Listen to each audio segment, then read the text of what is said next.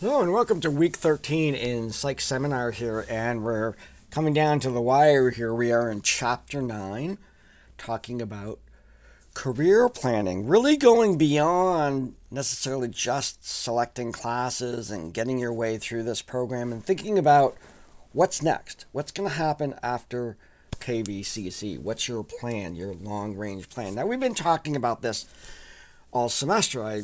We talked about it earlier. We're going to talk about it now. It's going to be an ongoing discussion. You're not committed to any sort of decision that you make now. You can certainly change your paths if something comes along. And that's the topic of our first discussion, and that the idea of something coming along. Now, years ago, we had an individual here at KVCC named Jim Peacock. And Jim Peacock ran our advising center.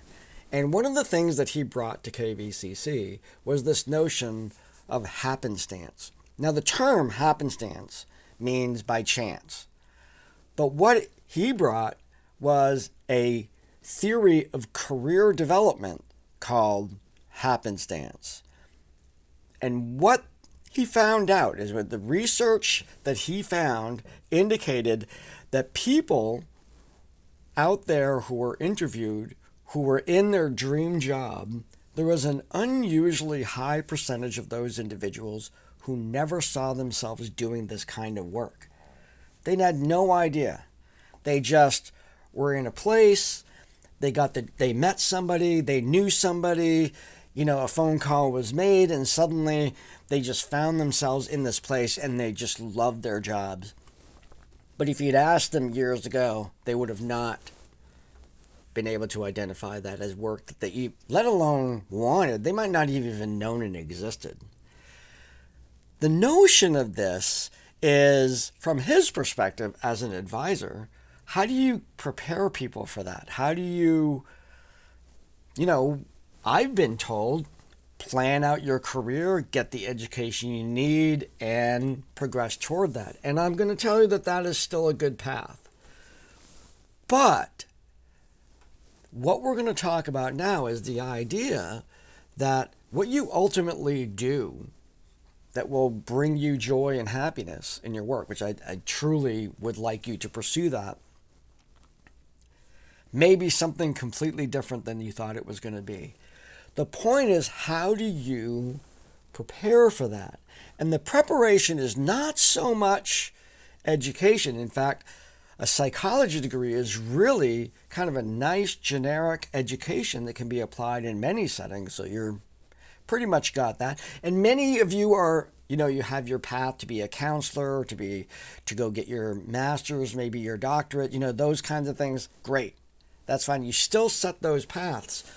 But the theory of happenstance says, in order to find that thing, or to be prepared for the eventuality, the possibility that the thing that's going to really bring you joy is going to come by when you least expect it, you have to be ready.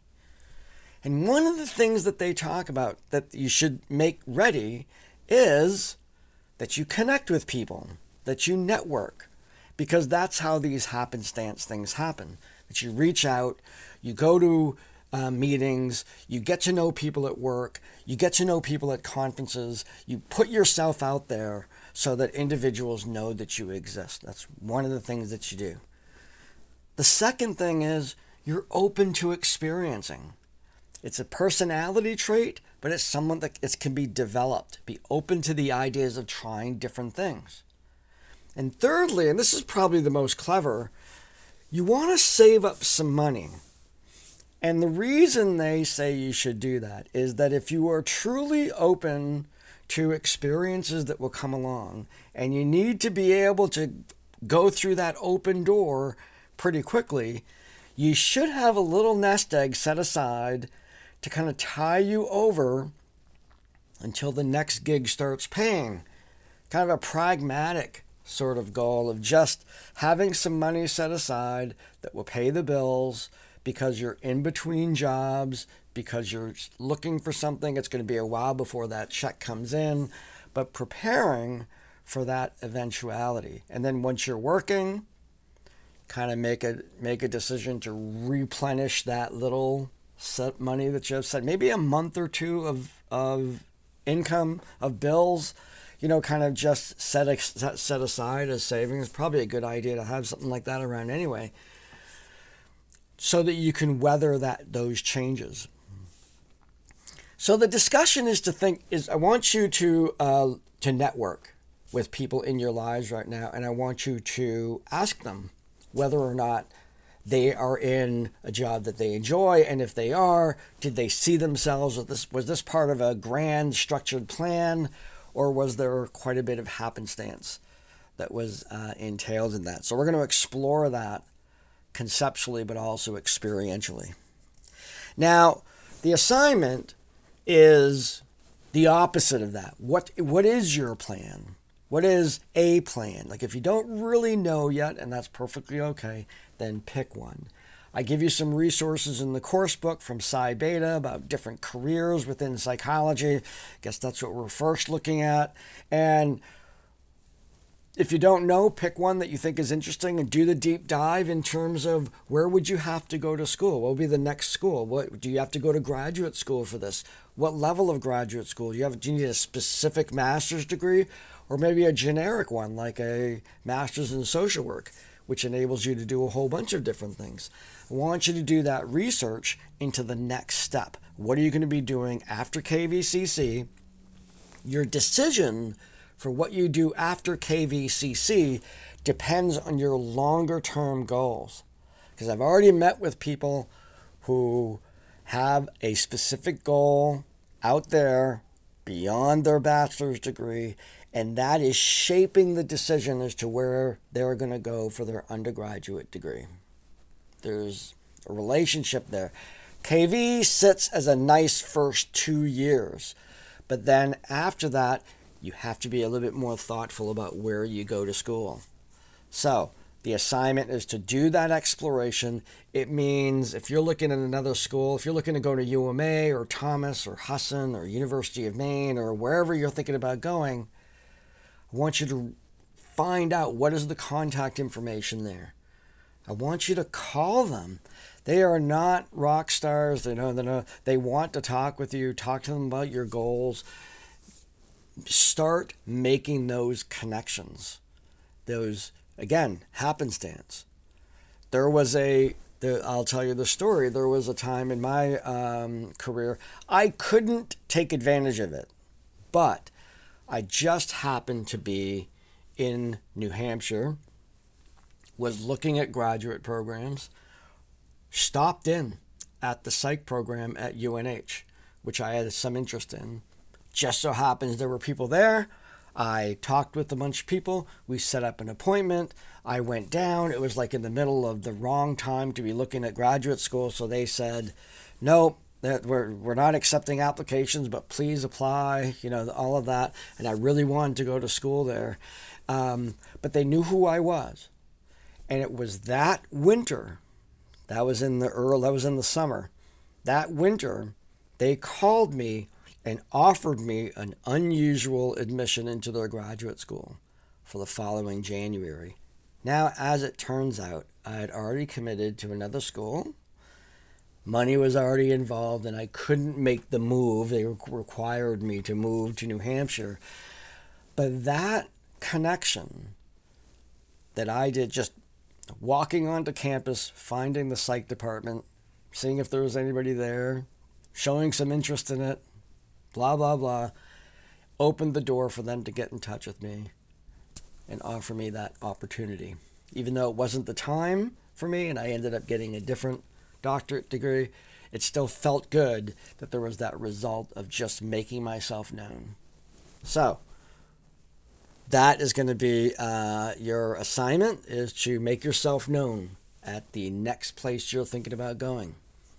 And so there's some difficulty getting in touch with people, but right now is the time when actually schools are gearing up to start accepting students into their new programs. So you might not get the professors and the chairs and all that stuff of the departments, but you're definitely going to get the enrollment people. They're going to want to talk to you and make those connections in terms of how you're going to transfer, all of that. Do that deep exploration for this assignment. So There's also another special assignment discussion part 5. And this kind of builds on the last one where you talked dispassionately, or tried to. There was some challenge in that, and I thought that was great. Some challenge in being able to actually kind of talk about these things and seeing them from both sides and weighing those equally. That is hard to do. Now, in this one, we're looking at one of the dangers that we have in terms of thinking today and its relation to the scientific method is we hold on to our beliefs very, very closely. The things that I believe are personal. They've built up over time. They have worked for me so far.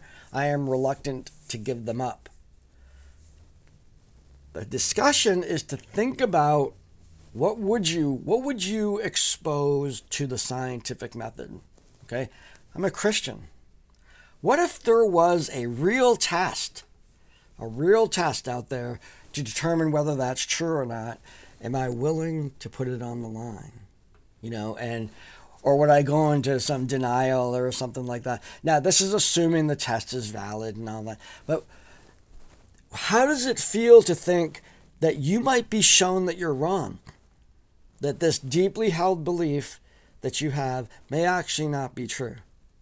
And when we give ourselves to be able to explore those things, it's not always a good feeling, particularly if we're going after something that's important. So the discussion is to kind of explore those ideas. What would be difficult? Now, we're just talking theoretically, so it's sort of like, would you go skydiving? And that's very different than when you're up in the plane and, you're ready to jump out the plane, whether you're going to do it or not. Although by that time, they'll just push you out. But the idea is to explore ideas that you may be willing or maybe unwilling. I'm just going to stick with my belief. It doesn't hurt anybody. And I would not want to see that disproven, so I'm going to ride out the rest of my life believing that, even if it's not true.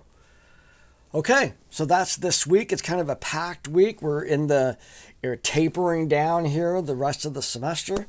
I will be following up on making sure everybody is registered. There are a lot of holds on accounts, a lot of times because of immunizations. And I'll be reaching out to question where people are at with that. I've noticed that across the program, not only in this particular class. So we'll be working on that. And so have a great week. Engage here. Finish strong. We only have a couple, maybe 3 weeks left here of the class before we go on break. So give it your best effort and make the end of the semester very strong. So take care, and I will see you later.